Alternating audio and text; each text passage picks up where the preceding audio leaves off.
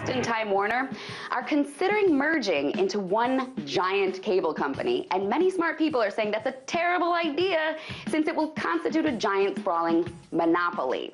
And Comcast and Time Warner are all, no, it's not. There's no monopoly here. It'll be fine. But one of the founders of Comcast, Julian Brodksy, actually already called Comcast a monopoly himself to a crowd full of people who laughed. He's retired now and recently gave the keynote speech at a corporate event called the Founder Factory Symposium before the merger idea became public. An AV company recorded his speech and posted it on YouTube. It's up there now. And in the speech, Brodksy actually says about Comcast, some parts of it were a natural monopoly. I can say that now. I never would have said it then. He meant that as a joke, as in I can call it a monopoly now because I'm retired, but I would have never called it a monopoly when I was working there. And the audience just laughs at his joke.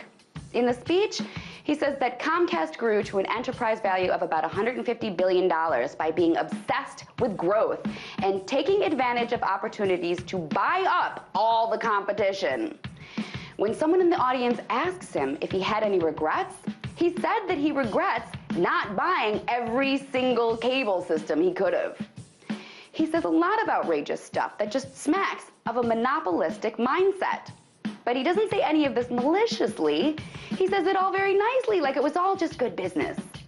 But the Comcast-Time Warner merger would arguably be very malicious indeed. A huge, giant, terrible monopoly in 19 of the 20 largest markets in the US with access to more than 30 million subscribers, according to reports. As economist Paul Krugman put it, Comcast perfectly fits the old notion of monopolists as robber barons, like medieval warlords extracting tolls from all who passed. That sounds about right.